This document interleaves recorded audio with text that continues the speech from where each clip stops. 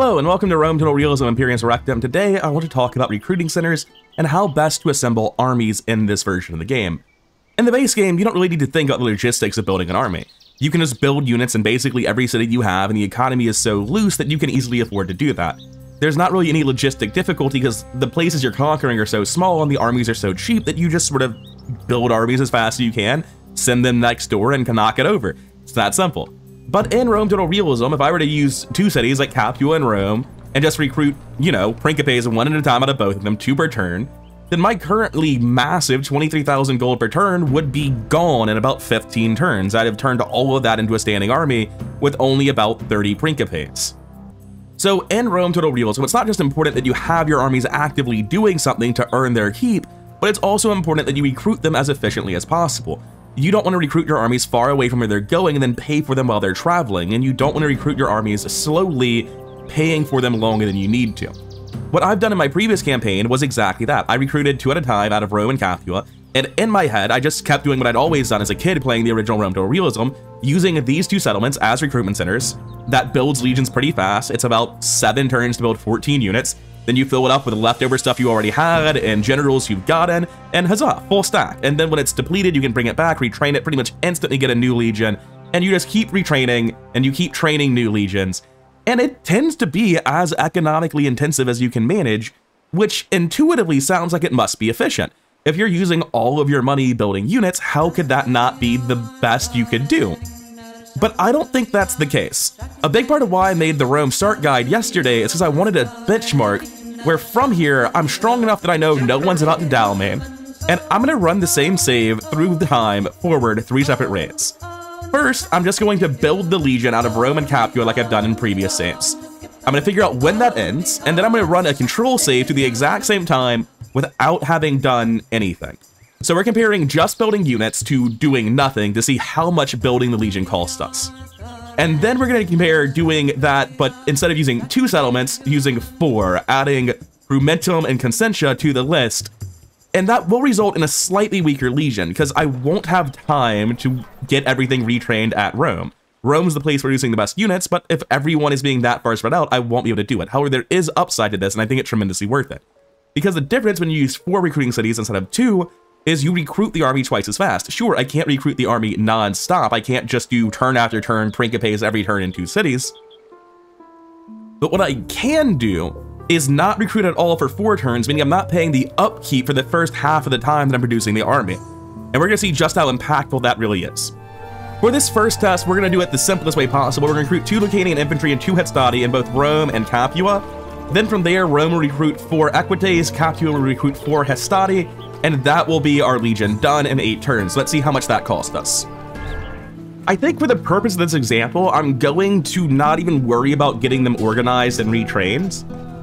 Because realistically, I know what the cost is, right? Half the army is not going to be able to be retrained because Capua and Rome can still group up and retrain there, and the units down here I'll be producing, those will be weaker units. That's absolutely true, but I think that's part of the compromise I'm making. I suppose I'll go ahead and do it both ways.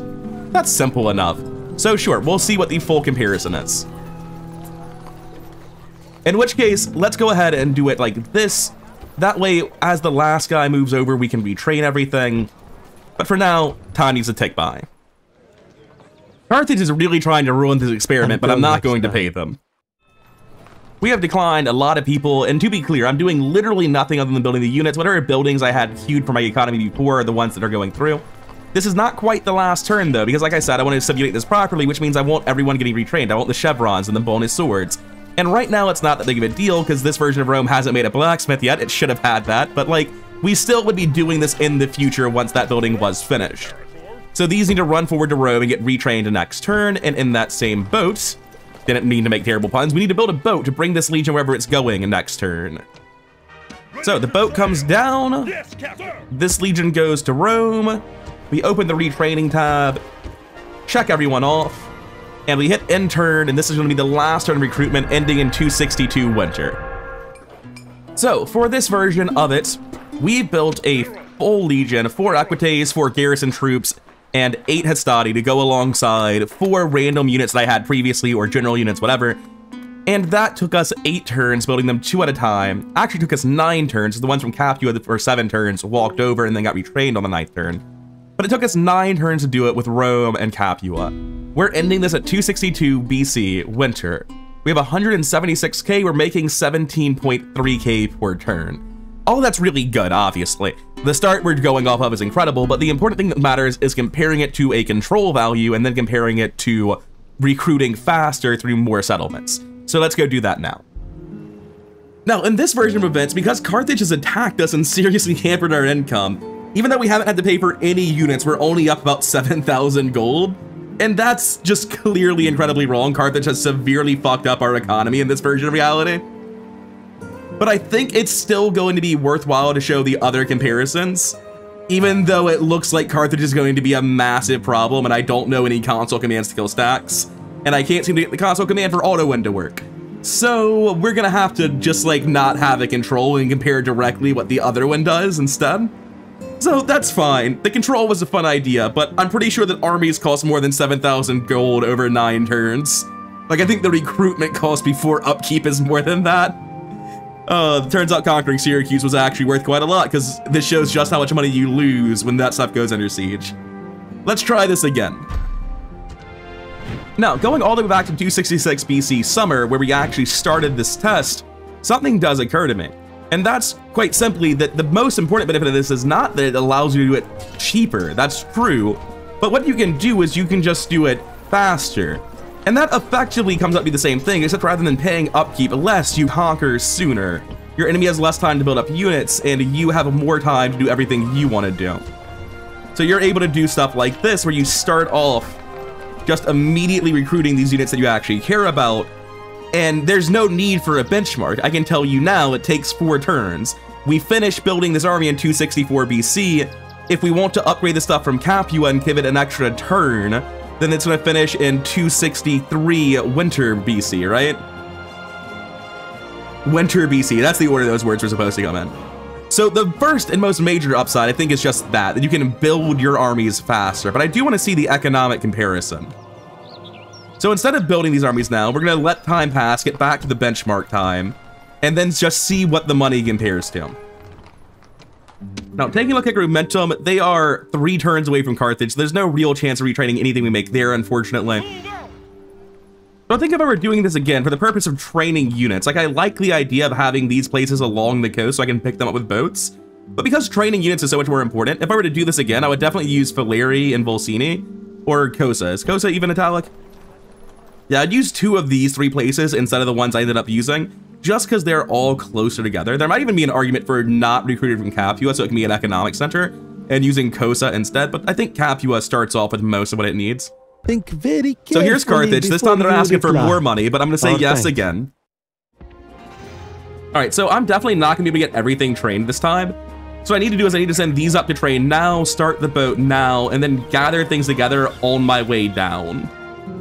So the upside of a strategy like this is that you do get more units faster. The downside is that if you are stupid like me and don't put your recruiting center all right next to each other, you will have a hard time getting the best retraining benefits, but that's a thing that can be solved. That's not a fault of the strategy, it's a fault of which settlements I picked for this example. So you can see that this time it's 262 summer, and we're already getting in the boats and starting to head down, because with this strategy, it does take more time if you're bad and put your places further apart like this. The flip side of this, however, is that I've inadvertently created a system where I'm making a larger army, and I don't think I actually want to build that army. Like, I'm just gonna grab them next turn and be sad that I've done this in ways that is wrong, but it's still fine. And in this timeline, Carthage ends up never attacking me, because if you build units, they don't think you're a pushover, they don't kill you. And now the ship makes it down, the Legion regroups, you can see the same 16 units have been assembled. Less upgrades though, notably less, but again, that can be solved by just building your recruitment centers in different places. This is something where I clearly messed up when I was not like fully prepared for how this should be working. And you can see that this time we have 194,792 gold in 262 BC. And that is a solid 18,000 more. You avoid paying 18,000 in upkeep if you build your units slowly, or you get them up to 2 years earlier by building them quickly. Both of those are fairly tremendous improvements. And I think the whole reason I wanted to make this video is because I needed to test this for myself, and I thought other people might be falling into the same trap that I've been. Because it's so intuitive. You have two cities that are the biggest cities by far. They're the ones that start with the best stuff for training troops. If you train Principes there non-stop, you run out of money. That seems like you're efficiently using all your resources. That the places best suited to retraining and training units are the ones doing it. How could it not be optimal? But just because you're using all your resources doesn't mean you're using them as efficiently as possible. And that's absolutely what's happening if you're only recruiting from 2 settlements, or God forbid 1. Realistically, you want to recruit from as many settlements as possible, but there's a balance to be struck there. Because the way you get starts that are as powerful as this, let me load the save from turn 7. This is turn 7 from my Rome start guide video. Every single one of these settlements is building something. I've killed Syracuse. This legion's on its way back to be retrained. This legion is fully ready. I haven't wasted its turn yet to go north and start conquering Cisalpine Gaul, although we should probably send this Equites south to be retrained. But you can see this start is so strong, and you got here. The way I did this was by destroying recruitment buildings in places where I didn't need them. You can't just recruit in every single place you have. You have to give up a lot of that possibility to get the fuel you need to jumpstart your economy. But you do need to pick and choose where your recruiting center is. And I think for Rome, it's probably these 3 places, and then it feeds down into Capua. You just pick up Capua on the way, or they come up with 1 turn less of recruiting to get retrained in Rome. I think that is almost certainly the way you would want to do it. And you probably include Cosa as well. There's no reason not to have 5 cities. 5 is better than 4, for the same exact reason that 4 is better than 2. So this is really just like, I think to a lot of people, it's intuitively obvious that having more cities recruiting is better, and that the cost of getting more cities able to recruit is relatively low, especially when you realize that you do need to recruit bad units like Lucanian infantry just so that they can be garrisons that don't cost very much, right? So this city like Cosa not being good and not being able to recruit good units, that's fine. I need bad units for the garrison anyway. And I won't be able to recruit them once I get here like in vanilla Rome. I need to bring the garrison with me. And like I was saying, I think that's intuitively obvious for a lot of people. You want to have as many as you can get away with, and the answer is probably somewhere between 4 and 6 is optimal. And it's going to depend on like how clustered those cities are, how close to starting is it, like how much work does it take to get them aligned. But for me, for someone who grew up playing the game and then started min-maxing later, and it's easy to see all my resources getting used and I'm doing really well in the game, it can be really easy to trick yourself into thinking you're playing more efficiently than you are. And I think 2 city recruitment center is a wonderful example of bad play that feels like good play. Because I absolutely, as the previous video showed, I absolutely could have done so much more, so much faster in my Rome campaign.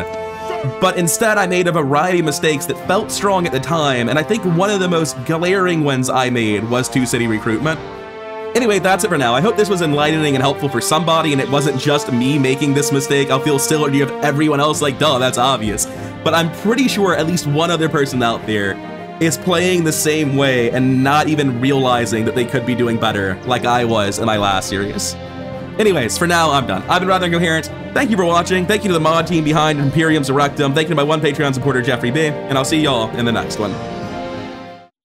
Hey, yeah, so if like me, you saw 18,000 earlier and thought that's so high, that can't be right, yeah, you'd be correct. I forgot that I didn't upgrade my units, meaning I paid a cost in the other timeline that wasn't paid here. It is 579 for each Lucanian infantry I upgrade and 796 for each Hastati. So total, I should have spent another 7,000 denarii, meaning it was not 18,000, it was 11,000, which is a much more reasonable number, but still a very significant number. Anyway, bye for real now.